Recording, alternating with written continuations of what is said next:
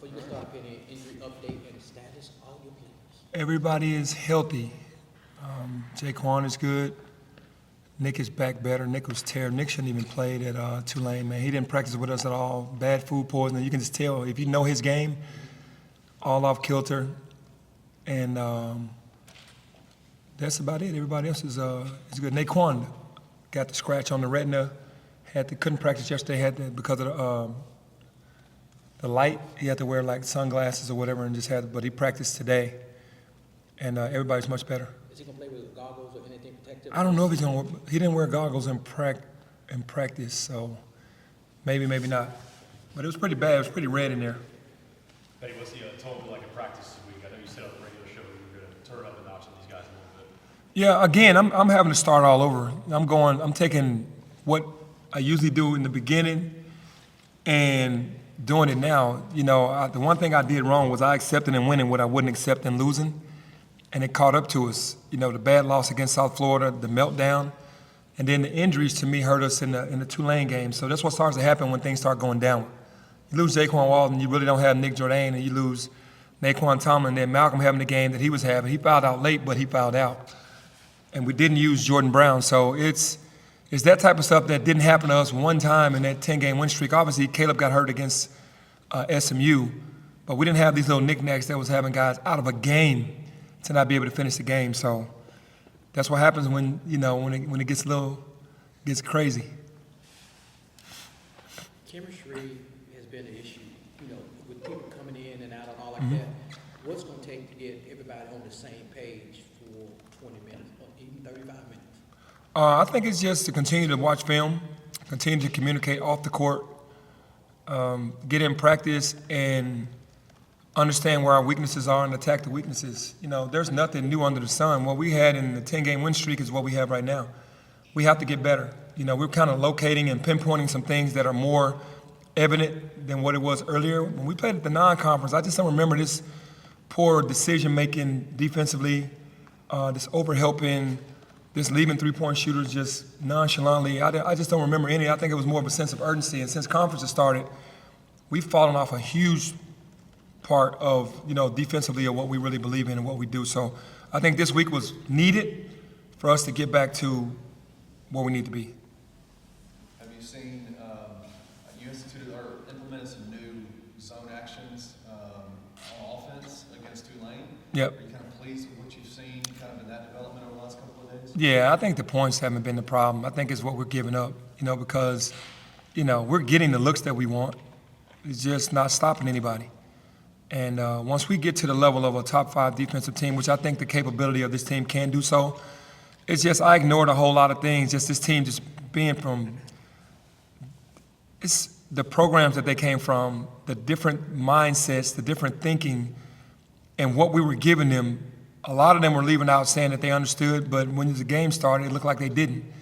And we just fought through it to get 10 games. The way we won those 10 games was just more talent than everybody else, and really making timely shots and doing what we needed to do. And David Jones was playing off the planet. He was just phenomenal for that month and a half or whatever. And then JQ started to come along. But what was glaring was the defensive side. You're giving up too many points. And, in some cases, it was ball movement. You have 8 assists against South Florida. You have, not that many assists against Tulane. You got to move the basketball, and we're getting better with that as well. Penny, when you talk about kind of changing things, starting from ground zero, whatever you said, what does that look like? Like kind of going back to your bread and butter. Like what are those things you've implemented and how have the guys responded to that? Well, we've kind of made it up on the fly for those 10 games just to try to make everything fit, and didn't want to press too hard because if it wasn't broke, we weren't going to fix it. We were trying to do small things, but it needed to be major reconstructive surgery, and we didn't do it. And it's basically just identifying your weaker defenders versus your top defenders, understanding who's on the floor, and what we need to do to protect in certain areas. It's just the truth. And I believe in packing the paint and then getting out. We weren't packing the paint. We were giving them both options. So now we're getting back to what we do. This is Memphis basketball starting moving forward. And now that the losses are here, I hate it had to be a loss to get there, but we just let a lot of stuff slide when we were winning because we were winning. Obviously, the AAC as a whole has been pretty up and down, but one team that's been pretty consistent is SMU. I mean, considering the non-conference schedule that you guys play, how would you have reacted in the preseason if I told you, hey, it's going to be late January, and at least according to the computers, SMU is your highest rated win? Yeah, that's that's crazy. But SMU is playing really good basketball. They're dedicated to the defensive end. You can just tell they double team the post. They don't let you get into their paint. They close out properly. They're very physical, and they're locked in on winning. And they kept their core together, even though they got a lot of players.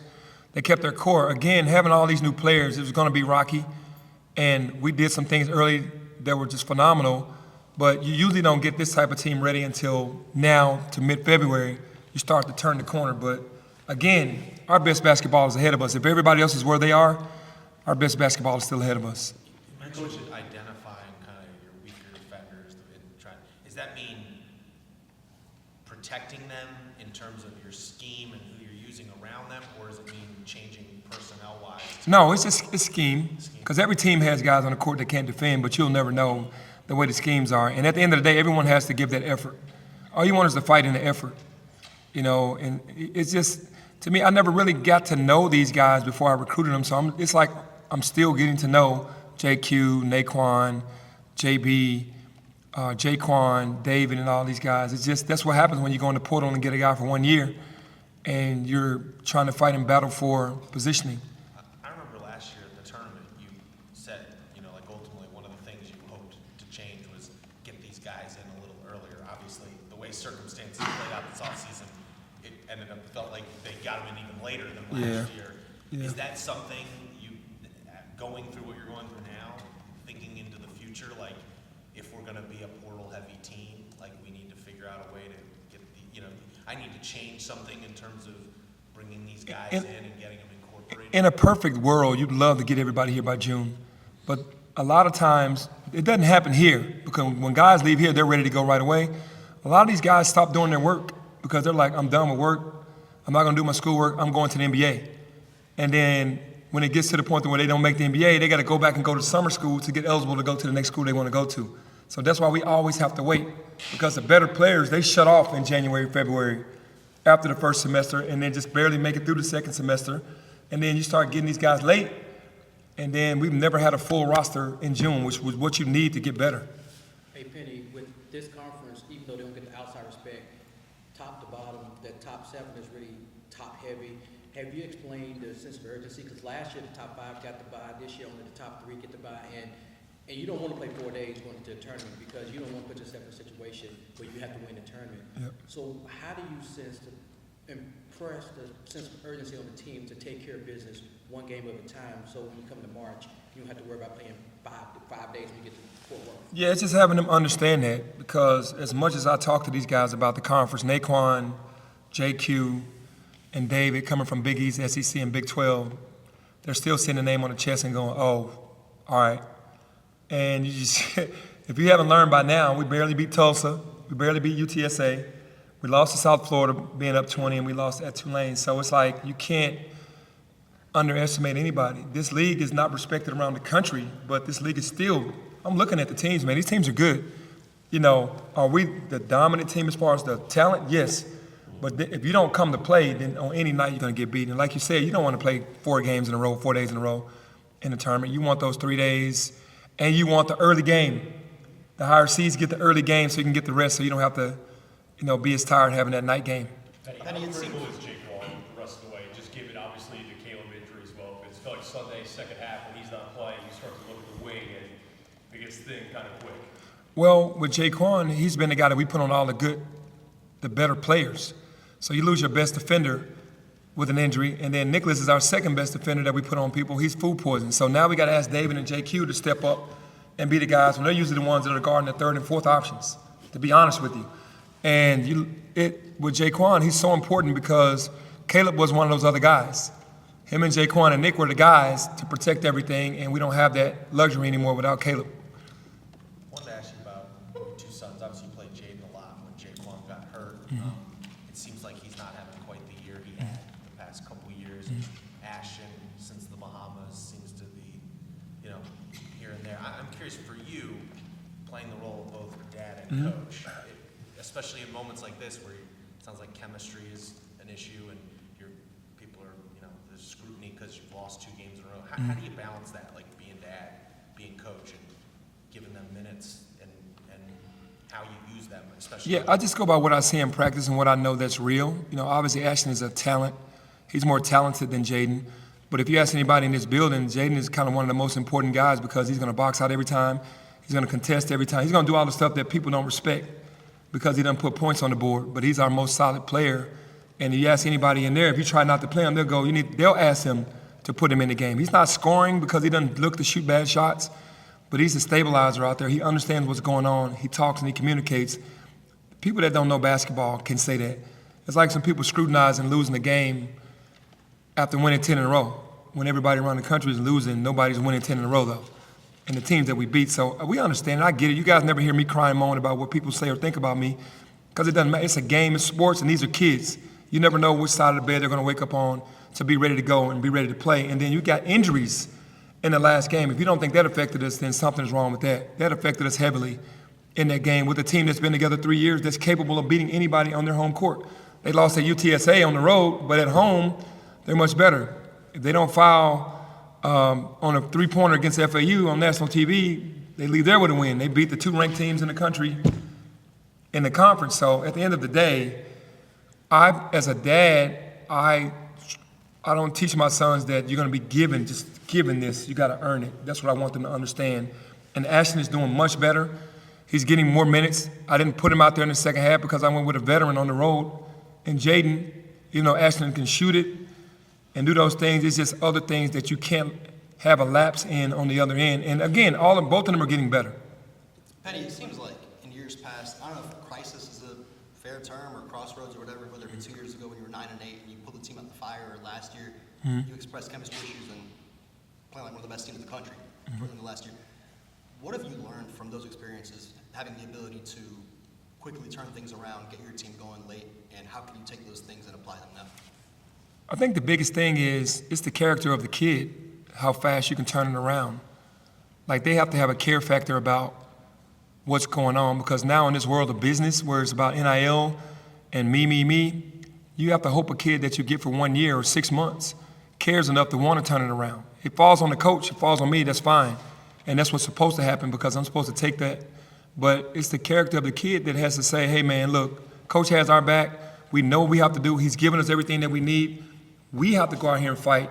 And if we leave it all out on the line and lose, we can accept that. But if we don't, then those are bad losses. And we didn't leave it all out on the line in either one of those losses, and it costed us. So for me, in the past, teams have just gotten tired. The players have just gotten fed up and said, okay, listen and do it. And it has to happen again. We're not in a crisis right now.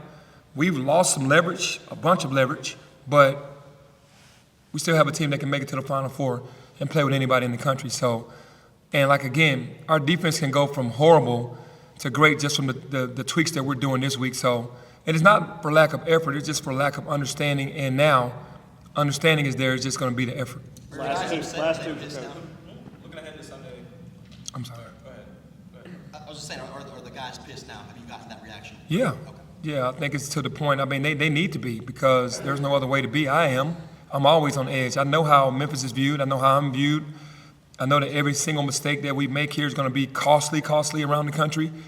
And they got to know that. So now it's up to them to be like, you can't play musical chairs, man. That's what can't happen. And you listen to coaches around the country, I can't yank this guy. Then all of a sudden you yank those guys for not doing what they're supposed to do. And you put guys in there that are not supposed to be in the game. You lose the game and go, why didn't he play? Boom, boom, boom. So the guys that have the most, to whom much is given, much is required. The head guys have to show up, not just offensively, but defensively. And that's the way it is. Just looking ahead to Sunday, you mentioned guys looking at the name on the jersey and kind of shrugging their shoulders about it. But what have you impressed on your team about UAB? Yeah, UAB is, again, they're going to play zone the entire game, and they're going to play tough at home. Everybody plays tough at home. We've gone on the road and won in hostile environments, but what I've said about UAB is they're going to play hard. They're going to try to bring the fight to us, and they're going to have a hostile crowd. And you got to go in there ready to fight. How important is this rivalry with the Blazers? And what can you recall about your time playing against UAB back in the day? Yeah, it's so many ties connected with UAB, obviously with Coach Bardo, Coach Finch, and the University of Memphis. And my battles with them back in the day were just knockdown, drag-out fights, man. They just scrapped so hard because anytime we came into the building, it was almost like they don't respect us. We have to earn their respect. Like they're going to respect us when they leave. And with this roster, with all the names, those same guys are going to do the same thing. Oh, they have the 5 stars. That's all Coach Andy Kennedy has to say. And we're the 1 stars, 2 stars, 3 stars. Poor us, huh? And then that just fires their guys up. So we know going into UAB, it's going to be a battle and what we have to do. And I've told my team enough. They know enough now. It doesn't even, to them, it's like, Coach, we know it's going to be tough for UAB, but we got to get our act together. It's really on us to be ready to fight. Real quick, how's Jordan's reincorporation going? It's going well because of the bye week. I wish he would have been behind 2 wins, but you know, it's been going really well because he's getting back into the fold of the scrimmages and being around the guys and getting basketball work. There was no way I could put him in the game at Tulane. I talked to him a little bit about it before we left. Didn't want to do him like that, but after this week, you know, probably can start to see him in some situations.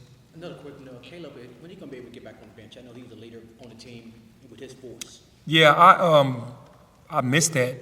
You know, he talks to the guys when they get back, but I don't know the actual timetable.